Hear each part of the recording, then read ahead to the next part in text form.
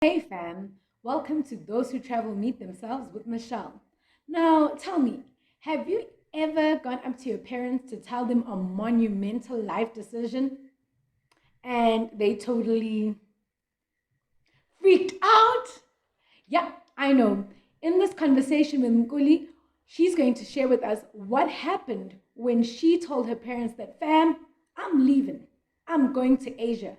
From Vergenoeg, this tiny little town in the middle of Kimberley, she leaves heading out to South Korea. If you haven't subscribed yet, do so now and keep tuned because this is about to be lit. You want to hear what her parents had to say. And And she said, my mother lost it. My mother, she did not understand why am I going so far away and without verifying everything. And I kept on telling her, no, this is legit. It's like, who do you know in Asia? Who do you know? Who do you know?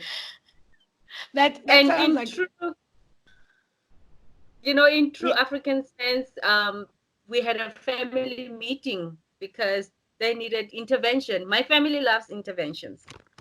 So there was an intervention.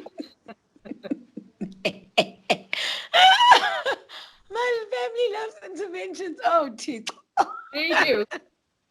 They do. Yeah. I've had interventions in my entire high school life for nothing, Jay, but it's my family. So this intervention, my mom was like, oh, weekend an Asian kuli, itimang,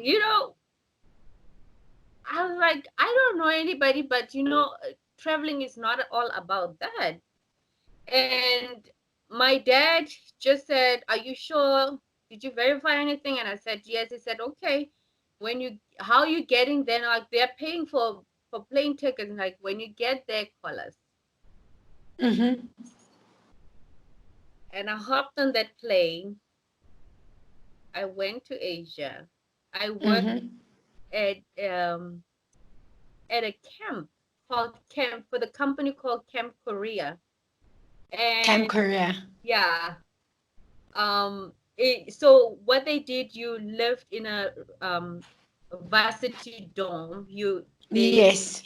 Makes They sense. bring all these kids and these rich kids. They were really rich kids, and you teach them the entire day. So our schedule started at 7, it ended at 9 in the evening, and the next day just like that. Saturdays as well. Only Sundays. We only had to rest on Sunday. But the money was really good. At that point, Mm-hmm. we you could make up to 5 million won, which is Which roughly is a good five money. thousand, yeah, about 50,000 rand a month, Mm-hmm. roughly, or Mm-hmm. even more actually. So to me, it was like this is a fantastic deal, you know, and Mm-hmm. I did that. So I would do that and have enough money to travel to other Asian countries, and I would do that. And then in the summer again, they'll have a summer camp, and then I'll have time to do that. So I did that for about 2 years while I was Mm-hmm. visiting other countries, Mm-hmm. and I ended up um, in Taiwan because I wanted. Mm-hmm. I thought, oh, there was a. I used to travel everywhere. And then when I was in Taiwan, am I confused? Okay, yes, I am. So when I was in Taiwan, I tried to get a job, but they were not very receptive to Black Africans teaching there. Mm-hmm. So there was that Mm-hmm. huge racial stereotype, and I was more like a this exotic animal walking around like, oh my God, you can speak Mm-hmm. English? Really? What? Oh my God. So it was really hard to break into that market. And then I Mm-hmm. thought, you know what? Korea has given me a job. Let me go back. So I went Yeah. back Yeah. to Korea in 2008. So I just want to ask you there, so South Africa has a relationship with Taiwan in the sense that during apartheid, the Taiwanese were brought into South Yeah. Africa to run factories and do all sorts of things. And so my question then becomes, um, is part of that stigma from that relationship, that when they came into South Africa anyways, we were considered unhuman. So that part of perhaps they prejudice towards a black African, but were they allowing white Yes, they were. South Africans to? They Okay, were. so I think then that pretty much sums it up in one go. They were, because there were tons of white South Africans already there. Mm-hmm. And some of them, I found out that not just South Africans, but other people from other white people from other English speaking countries who were teaching, some of them did not even have a matric. Girl, bye. I literally knew somebody who had fake qualifications, and Mm-hmm. he did not care that he only had about grade 10, and he was an English Mm-hmm. guy. Um, and I remember this lady who wanted to hire me. Mm-hmm. And this lady married to a black American guy. Mm-hmm. Um, and we talked on the phone, and she said, "Come in." And I went in, and she said to me, "Well, the parents are not going to be very happy that I'm hiring a black person. So for me, as a businesswoman, this is not going to be very profitable for me. So I'm going to pay you less than other and people." and you educated, so you were like, yeah, bye. Yeah, and that is after the demos I've done. So the demo, I did demo classes. So parents came in and saw what I was doing, and they liked it. The kids had fun. I was having fun, and she was Mm. happy. She looked happy when I was doing that.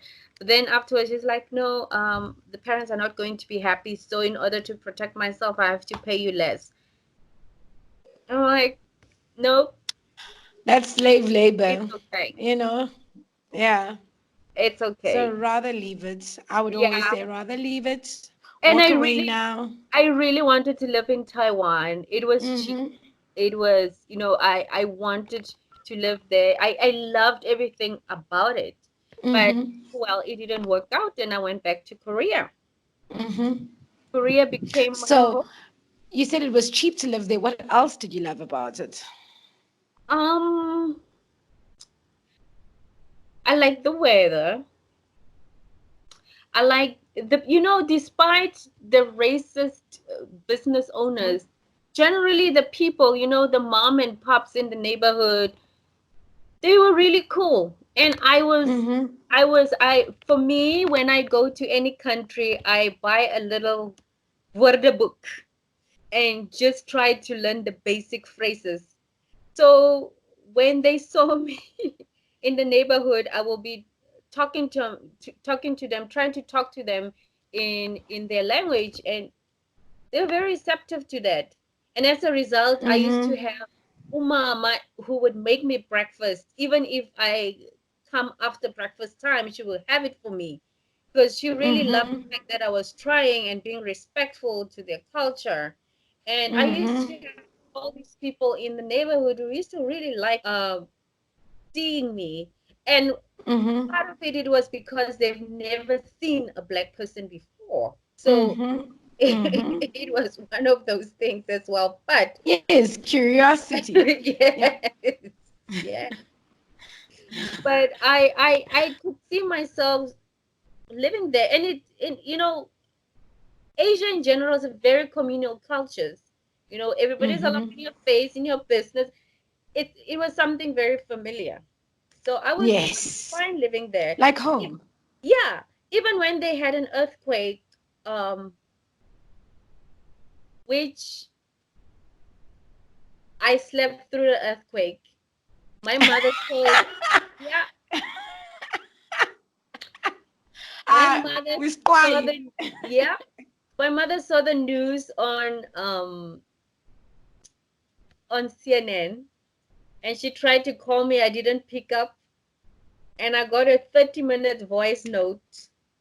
When I called the next day, I got an earful for about an hour first. Can you just give us a snippet of what the voice note sounded like? Yeah, Nkuli. That is my mom. Nonkululeko. Nonkululeko Vivian Marope. Mar. Ulaka Kintes Jane. And then she will go on and on and on in Setswana, and then again switch back to Afrikaans, and then she will yell at me, Ati, why am I not calling? And then I will hear my birth story again. You know that I spent so many hours. Giving birth to you, and this is the kind of feedback I get. Yeah, we know that line as well. We know that line. Ati, why are you so suicidal? I think you're very Suicidal. Why are you going to all these countries where they have earthquakes and whatnot and tsunamis? So she was confusing Thailand and Taiwan. Have you seen tsunami people die? Nkuli, you cannot just go to people's other countries and not call us back and da da da da da. Okay, got it, Mom. I'm good. So I'm sorry I didn't call. and then I went home to go visit them just to kind of make them happy. And then I literally, and then I went to Zimbabwe. When I was home, I went to Zimbabwe. I backpacked through Zimbabwe. I hitchhiked and stuff. We got into a minor accident while I was in Zimbabwe. Enjoyed that story? Make sure you click the subscribe button, like it, comment, and share. In fact, tell us which part of it you liked. See you soon.